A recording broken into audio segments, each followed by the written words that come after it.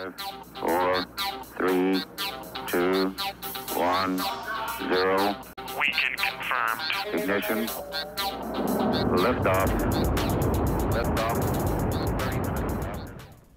Weekend confirmed question of the week. My name is Garnett Lee, and for those of you who have asked, actually, we're shooting this. Some of you said you like the lighting. We shoot this inside the control room here at the studio where we do the show every day. We're about ready to go inside and do that. We're actually going to talk about this question during the warning today as well, but it's a great question, so I wanted to bring it up here. This one is from Skodiak, and he says, do you think RPGs will eventually die out? BioWares are becoming more about story than numbers, which I think is good.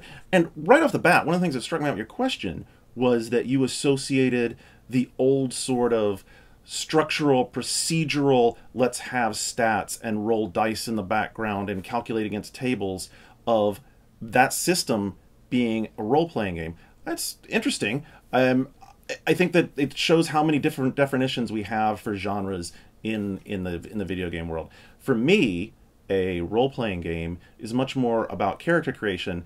And speaking of BioWare, let's talk about the BioWare games some, because I think that, especially like in Baldur's Gate, you had this great connection with the characters. And one of the ways that we built that relationship with our characters was through building up their stats and then recognizing, hey, if I put a lot of points into dexterity, then I have a much better chance of getting a critical hit. If I get a critical hit, then I'm much better chance of doing more damage. Or let's say we're building a rogue and we wanted to build up our backstabbing abilities. So we always thought about it in terms of abilities as they related to stat tables. However, the story was always a big deal as well. I think that we weren't as sophisticated during that era in our storytelling ability, and a lot of that was simply a function of the medium. You know, even in the Baldur's Gate era, we had a degree of visual presentation that was getting there, but it was still a lot left up to our imaginations. Whereas what you see now with Mass Effect, basically you're going almost smoothly from playing the game into those cinematic sequences where you're interacting with the characters and telling them sort of how you want them to respond in you're playing basically their id and ego and telling them, well, I want you to respond, in an aggressive way or in a passive way or an assertive way. And I think that that's bringing in a whole new era of role-playing game fans and a whole new era of role-playing game types. To a great degree, I think you could call L.A. Noire a role-playing game because, in essence, you're taking the role of the detective. And so I think we'll see a lot of different ways of defining these games. And I think that for the near term, it's quite possible that you will see many of those very stat-heavy traditional RPGs fade to the background some. However, I think that's a really strong system. It's something that I really enjoy a lot.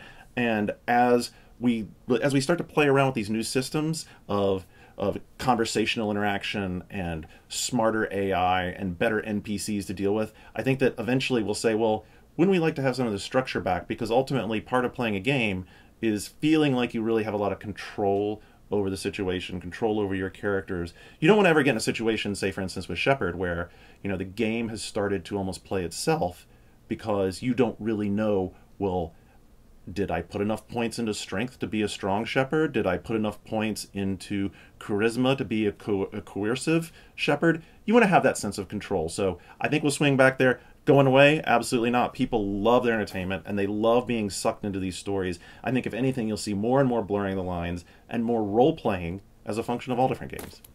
So I hope you'll submit your questions to us. Weekend confirmed. I don't know, Facebook, YouTube. We're all over the place. Ryan, what do you think is the best place to get to us? I'm going to go with Twitter. You're going to go with Twitter? Check the Twitter. So hit us up on the Twitter feed. It's Weekend Confirmed. The spelling's kind of weird. I forget what it is. It's like... Just Weekend Confirmed, no E. Weekend Confirmed with no E. You would think I'd have all that written down, but it's all logged in on my login. So anyway, thanks very much. Until next week, check us out on the show where we're going to talk more about this and more of your questions.